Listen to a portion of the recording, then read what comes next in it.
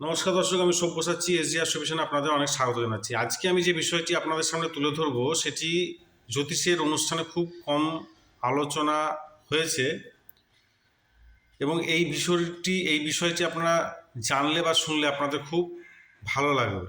আমরা কম বেশি রাশি সম্বন্ধে মোটামুটি জানি, অর্থাৎ রাশির নাম এবং তার কিছু গুণগত বৈশিষ্ট্য এগুলো মোটামুটি 19-20 আমরা জানি, কিন্তু এর বাইরেও একটা যে অনেক বড় পরিসর আছে সেটি আমরা এখন এই আলোচনার সামনে আলোচনা করলে আপনারা বুঝতে পারবেন। আমাদের যে 1 নম্বর রাশি, 5 নম্বর রাশি এবং 9 নম্বর রাশি, অর্থাৎ মেষ রাশি, সিংহ রাশি এবং ধনু রাশি, এই যে তিনটে রাশির কম্বিনেশন, এটাকে বলা হয় ধর্মত্রিকোণ। মেষ রাশির অধিপতি হচ্ছে মঙ্গল। মঙ্গল হচ্ছে আমাদের শরীরের যে গঠন, ঊর্জা, তার কারক গ্রহ। 5 নম্বর হচ্ছে সিংহ রাশি, যার অধিপতি হচ্ছে সূর্য, আমাদের আত্মার কারক গ্রহ, অর্থাৎ আত্মকারক গ্রহ। এবং 9 নম্বর অর্থাৎ ধনু রাশি, এই ধনু রাশির অধিপতি হচ্ছে বৃহস্পতি, যাকে বলা হয় প্রাণ বায়ুর কারক বা অক্সিজেনের কারক। অর্থাৎ আমাদের গঠনের জন্য 1, 5, 9 কতটা গুরুত্বপূর্ণ আপনারা বুঝতে পারলেন। অর্থাৎ 1 নম্বর হচ্ছে আমাদের লগ্ন, গঠন, কালপুরুষ কুণ্ডলী অনুযায়ী। 5 নম্বর হচ্ছে তার আত্মা এবং 9 নম্বর হচ্ছে আমাদের প্রাণবায়ু, অক্সিজেন। তো আমাদের এই তিনটি কম্বিনেশনে আমাদের তৈরি হলো ধর্মত্রিকোণ। এবার এটার গুরুত্ব কি? ধর্মত্রিকোণ অর্থাৎ 1, 5, 9 এই তিনটি রাশির যেটা ডাইরেকশন আছে অর্থাৎ দিক, সেটা হচ্ছে পূর্ব দিক এবং এর তত্ত্ব হচ্ছে অগ্নিতত্ত্ব। অর্থাৎ আমাদের জীবনী শক্তির জন্য অগ্নি দরকার, সেই জন্য এটা অগ্নিতত্ত্ব। এবার দেখবেন আপনাদের জন্মকুণ্ডলিতে যেখানে যেখানে অর্থাৎ যে ভাবে বা হাউসে এই 1, 5, 9 এই ট্রাইনটা পড়ছে, অর্থাৎ যে হাউসে আপনাদের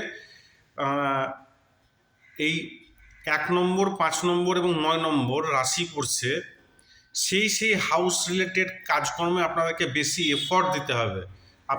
আপনাকে সেই কাজগুলোর মধ্যে ফায়ার হতে হবে, ফায়ার মানে অনেক বেশি আপনাকে সেখানে কাজ করতে হবে, আপনাকে ফোর্স দিতে হবে, তবে কিন্তু আপনি সেই সমস্ত জায়গায় সাকসেস পাবেন। এই জন্য এটাকে ধর্মত্রিকোণ বলা হয় এবং এখানে অত্যন্ত সততার সঙ্গে কাজ করতে হয়। ধরুন আপনার লগ্নই হলো আপনার মেষ লগ্ন, আপনার লগ্ন অর্থাৎ প্রথম হাউসটা হচ্ছে আপনার ধরুন 1 নম্বর রাশি মেষ রাশি পড়লো, তাহলে আপনাকে আপনার পার্সোনালিটি তৈরি করার জন্য, আপনার নিজস্ব পরিচয়, নিজস্ব সত্তা গঠন করবার জন্য আপনাকে ফোর্স দিতে হবে। ঠিক অনুভাবে আপনার 5th হাউসটা পড়ে গেল সিংহ রাশি। তো 5th হাউস হচ্ছে আপনার যে এডুকেশনের ঘর, এডুকেশন, আপনার সন্তান, এই সমস্ত ক্ষেত্রে আপনাকে বেশি ফোর্স প্রয়োগ করতে হবে, আপনাকে ফায়ার হতে হবে, তবে আপনি সাকসেস পাবেন। 9 নম্বর ঘর আপনার পিতার ঘর, আপনার ভাগ্যের ঘর, আপনার কর্ম আপনার ভাগ্য তৈরি করবে, আপনাকে এখানে বেশি ফোর্স প্রয়োগ করতে হবে। তাই দেখবেন আপনার জন্মকুণ্ডলিতে যেখানে যেখানে যে হাউস 1 নম্বর, 5 নম্বর এবং 9 নম্বর এই রাশিগুলো পড়ছে, সেখানে আপনাকে বেশি ফোর্স প্রয়োগ করতে হবে। শুধু সেটাই নয়, আপনার এই 1 নম্বর, 5 নম্বর, 9 নম্বর অর্থাৎ মেষ রাশি, সিংহ রাশি এবং ধনু রাশিতে যে প্ল্যানেট বসে থাকবে, সেই প্ল্যানেটের যে কারকত্ব, সেই কারকত্ব আপনাকে পেতে হলে বা পেতে গেলে আপনাকে বেশি ফোর্স প্রয়োগ করতে হবে। যদি আপনার 1 নম্বর, 5 নম্বর এবং 9 নম্বর রাশির মধ্যে দেখা গেল রবি বসে আছে, তাহলে আপনাকে আপনার পিতার সঙ্গে ভালো সম্পর্ক সুস্থাপনের জন্য আপনাকে বেশি ফোর্স প্রয়োগ করতে হবে। রবি যদি বসে থাকে তাহলে সেক্ষেত্রে রবি সরকারেরও কারক, গভর্নমেন্টের কারক। আপনাকে সরকারি কার্যকলাপের সাহায্য পেতে গেলে আপনাকে বেশি ফোর্স প্রয়োগ করতে হবে, আপনাকে বেশি কাজ করতে হবে সেখানে। আপনার বৃহস্পতি বসে থাকলে আপনার সঙ্গে গুরুর রিলেশন আপনাকে ভালো রাখতে হবে, সেই গুরুর থেকে কাজকর্ম পেতে বা তার কারকত্ব, আশীর্বাদ, এই সমস্ত পেতে আপনাকে বেশি ফোর্স প্রয়োগ করতে হবে। আপনার মঙ্গল বসে থাকলে আপনার ভাইদের সঙ্গে আপনার ছোট ভাইদের সঙ্গে ভালো রিলেশন তৈরি করতে হবে, তবে আপনি তাদের কাছ থেকে সাহায্য পাবেন। এটা গেল 1, 5, 9 নম্বর। এরপরে চলে আসছে যে কম্বিনেশনটা, সেটা হচ্ছে 2, 6, 10। এই 2, 6, 10টাকে বলা হয় অর্থ ত্রিকোণ। এই অর্থ ত্রিকোণের কাজ হচ্ছে, এবং এদের যে ডাইরেকশন সেটা হচ্ছে সাউথ। এই অর্থ ত্রিকোণ দেখবেন কাজ কি, আপনার জন্মকুণ্ডলিতে যেখানে যেখানে অর্থ ত্রিকোণের এই 2 অর্থাৎ বৃষ রাশি, 6 মানে কন্যা রাশি এবং 10 অর্থাৎ মকর রাশি, এই 2, 6, 10 এই 3টি রাশি আপনার জন্মকুণ্ডলিতে যে যে হাউসের মধ্যে পড়ছে, আপনি সেই হাউস থেকে, সেই হাউস রিলেটেড কাজকর্ম থেকে আপনি অ্যাসেট তৈরি করতে পারবেন। আপনি সেই সমস্ত হাউস রিলেটেড কাজকর্ম থেকে আপনি অর্থ রোজগার করতে পারবেন, আপনি আর্নিং করতে পারবেন। আপনার যেখানে যেখানে এই 2 নম্বর রাশি, 6 নম্বর রাশি এবং 10 নম্বর রাশি আপনার জন্মকুণ্ডলিতে যে যে হাউসে পড়বে, আপনি সেই হাউস রিলেটেড কাজকর্ম করে আপনি আপনার অ্যাসেট তৈরি করতে পারবেন। আপনি সেই সমস্ত রিলেটেড কাজকর্ম করে আপনি আপনার রোজগার করতে পারবেন। এমনকি এই 2, 6, 10 অর্থাৎ বৃষ রাশি, কন্যা রাশি এবং মকর রাশিতে যে যে প্ল্যানেট বসে থাকবে, সেই প্ল্যানেটের যে কারকত্ব, সেই কারকত্ব রিলেটেড কাজকর্ম করেও আপনি আপনার অর্থ রোজগার করতে পারবেন, আপনি আপনার অ্যাসেট তৈরি করতে পারবেন।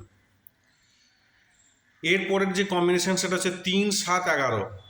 3, 7, 11 মানে হচ্ছে মিথুন রাশি, 7 নম্বর মানে হচ্ছে আপনার তুলা রাশি, আর 11 নম্বর রাশি মানে হচ্ছে কুম্ভ রাশি। এদেরকে বলা হয় বায়ু রাশি এবং এদের ডাইরেকশন হচ্ছে ওয়েস্ট।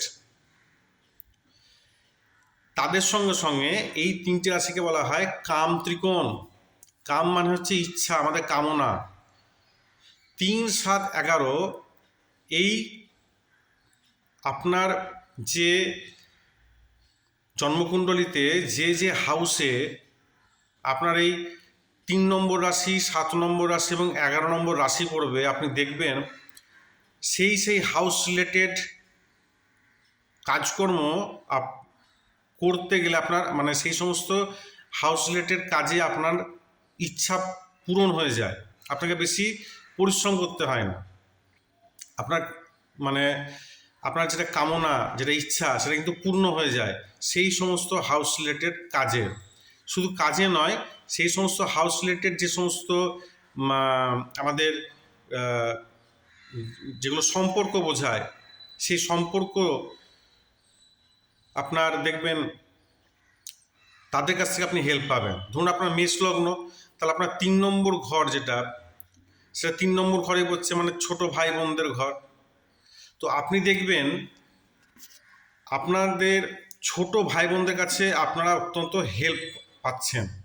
তাদের কাছ থেকে আপনি যে কাজই করুন না কেন, আপনি আপনার ছোট ভাই বোনদের কাছ থেকে আপনি হেল্প পেয়ে যাবেন। আবার ঠিক আপনার 7 নম্বর ঘর পড়ে গেল আপনার বিবাহ স্থানে, অর্থাৎ আপনার যে পার্টনার। তো আপনি দেখবেন আপনি যে সমস্ত কাজে আপনি আপনার পার্টনারের হেল্প চাইবেন, বা আপনার ওয়াইফ বা হাজব্যান্ডের আপনি হেল্প চাইবেন, আপনি সেই সমস্ত কাজে আপনি তাদের হেল্প পেয়ে যাবেন এবং খুব সহজেই, এবং সে কাজটা পূর্ণও হয়ে যাবে। আপনার মেষলগ্ন অনুযায়ী আপনার 11th হাউস পড়ছে 11th হাউসেই। তো 11th হাউসটা হচ্ছে ফ্রেন্ড সার্কেল। আপনি যে কাজই করতে যান না কেন, আপনি দেখবেন আপনার ফ্রেন্ড সার্কেলের যদি আপনি হেল্প চান, আপনি সেই হেল্পও পেয়ে যাচ্ছেন এবং সেই কাজটা খুব ইজিলি আপনার হয়ে যাচ্ছে। তো আপনার জন্মকুণ্ডলিতে আপনি দেখুন আপনার 3, 7 এবং 11 নম্বর ঘর কোথায়, মানে 3 নম্বর, 7 নম্বর এবং 11 নম্বর রাশি, অর্থাৎ মিথুন রাশি, তুলা রাশি এবং কুম্ভ রাশি, এই 3টি রাশি আপনার কোন কোন হাউসে পড়ছে, সেই হাউস রিলেটেড যে যে কাজকর্ম এবং যার যে যে রিলেশন বোঝায়, সেগুলো কিন্তু আপনি তাদের কাছ থেকে সাপোর্ট পাবেন। এটা সাপোর্টের ঘর। আপনি সেই সমস্ত কাজ করতে গেলে আপনি অবশ্যই সাপোর্ট পাবেন এবং সেই সমস্ত কাজে আপনি সাকসেস পাবেন। লাস্ট যেটা রাশির কম্বিনেশন সেটা হচ্ছে 4, 8, 12, অর্থাৎ কর্কট রাশি, বৃশ্চিক রাশি এবং মীন রাশি। এই 4, 8, 12 এদেরকে বলা হয় মুখ্য ত্রিকোণ। অর্থাৎ এই আপনার জন্মকুণ্ডলিতে যেখানে যেখানে আপনার 4 নম্বর রাশি অর্থাৎ কর্কট রাশি, 8 নম্বর রাশি মানে বৃশ্চিক রাশি এবং 12 নম্বর রাশি অর্থাৎ মীন রাশি পড়বে, আপনি দেখবেন সেই সমস্ত মানে সেই হাউসের যে রিলেটেড কাজকর্ম সেটাতে আপনার শুরুর দিকে আপনি খুব ইন্টারেস্ট দেখাবেন, কিন্তু যতটা শীঘ্র আপনারা ইন্টারেস্ট দেখাবেন সেই কাজটা কমপ্লিট হয়ে গেলে কিন্তু আর আপনার সেটা তার বিন্দু মাত্র কোনো ইন্টারেস্ট থাকবে না, কারণ আপনার সেটা হয়ে গেল, মানে আপনি মোক্ষ লাভ করলেন। অর্থাৎ 4, 8, 12 আপনারা পরিষ্কার আপনার জন্মকুণ্ডলী খুলুন এবং দেখুন আপনার জন্মকুণ্ডলীর কোন হাউসে কর্কট রাশি, বৃশ্চিক রাশি এবং মীন রাশি পড়ছে। আপনি দেখবেন সেই সমস্ত হাউস রিলেটেড কাজে আপনাদের বিশেষ কিছু ইন্টারেস্ট নেই, কারণ আপনার সেটাতে মোক্ষ লাভ অর্থাৎ আপনার সেটাতে ইচ্ছা পূরণ হয়ে গেছে, আপনার আর খুব বেশি ইন্টারেস্ট নেই। অথচ সেই সমস্ত কাজকর্মগুলো করলে আপনি সব থেকে বেশি সাকসেস পাবেন। যেহেতু আপনার ইন্টারেস্ট নেই সেই জন্য আপনি সে কাজ করছেন না। তো আপনারা আপনাদের জন্মকুণ্ডলী খুলুন এবং আমি যে বিষয়গুলো বললাম সেগুলো একবার মিলিয়ে দেখুন যে কতটা মিলছে এবং কতটা সঠিক। রাশির এই নতুন তথ্য আপনাদের আশা করি ভালো লাগবে। যদি ভালো লেগে থাকে অবশ্যই লাইক, শেয়ার এবং সাবস্ক্রাইব করবেন এবং অনেক অনেক ভালো থাকবেন। ধন্যবাদ।